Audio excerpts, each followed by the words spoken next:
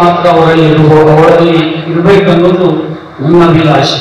ಆ ಯುವಕಗಳು ಬರ್ತಾ ಹೋಗ್ತಾವ, ಆ ಯುವಕರ ಸಲುವಾಗಿ ನಾನು ಎಂದೂ ಚಿಂತನೆ ಮಾಡಿಲ್ಲ. ನನ್ನ ವಿಶ್ವಾಸ ಇಷ್ಟೇ, ಕಾಯಕವೇ ಕೈಲಾಸ. ಅನ್ನ ಬಸವಣ್ಣನ ವಿಚಾರದಲ್ಲಿ ನಾನು ನಂಬಿಕೆ ಇಟ್ಟಿರ್ತಕ್ಕಂಥವ. ಈ ಸಂದರ್ಭದಲ್ಲಿ ಅವಳು ಪರಿಶ್ರಮ ಪಟ್ರೆ ಖಂಡಿತ ಹಿಂದಿನ ಎಲ್ಲ ಸೋಲು ಮುಂದಿನ ಗೆಲುವು ಆಗ್ತದೆ, ಅದರಲ್ಲಿ ಎರಡು ಮಾತಿಲ್ಲ ಅಂತ ನಾನು ಹೇಳಬೇಕಾಗ್ತದೆ. ಆ ಪರಿಶ್ರಮ ಅವ್ರು ಪಡಬೇಕು. ಯಾಕಂದ್ರೆ ಈ ಸರ್ತಿ ನಾವು ಇಷ್ಟೆಲ್ಲ ಜನ ಪರಿಶ್ರಮ ಪಟ್ಟು ಅವಳಿಗೆ ಗೆಲ್ಲಿಸ್ತೀವಿ. ಅದು ನಾನು ಅವಳಲ್ಲಿ ಒಂದು ವಿನಂತಿ ಮಾಡ್ತೀನಿ, ಈ ಸರ್ತಿ ನಿನಗೆ ನಿನ್ನ ಹಣೆ ಬರ ಕಾರಣಲ್ಲ, ಈ ಕೂತಿರ್ತಕ್ಕಂಥ ಎಲ್ಲ ಕಾರ್ಯಕರ್ತರ ಒಂದು ಶಕ್ತಿ ಅದು ಕಾರಣ ಆಗ್ತದೆ ಅನ್ನತಕ್ಕಂಥ ಮಾತನ್ನು ನಾನು ಹೇಳಬೇಕಾಗ್ತದೆ.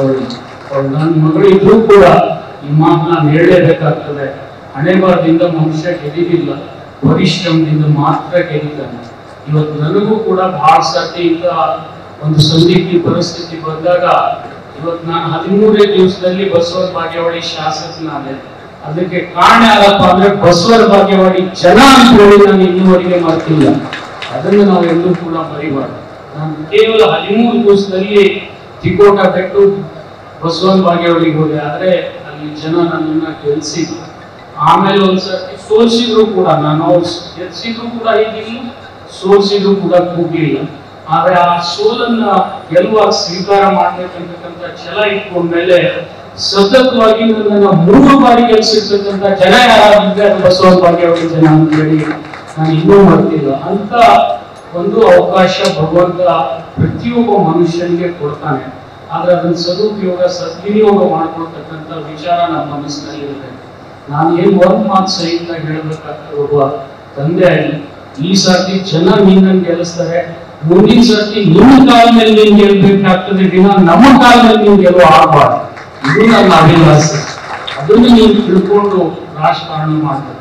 ಯಾಕಂದ್ರೆ ಜನರು ಒಂದ್ ಸರ್ತಿ ಅವಕಾಶ ಕೊಡ್ತಾರೆ, ಅದನ್ನ ಸದ್ವಿನಿಯೋಗ ಮಾಡ್ಕೊಂಡ್ರೆ ಅನೇಕ ಬಾರಿ ನಿಮ್ಗೆ ಅವಕಾಶ ಕೊಡ್ತಾರೆ.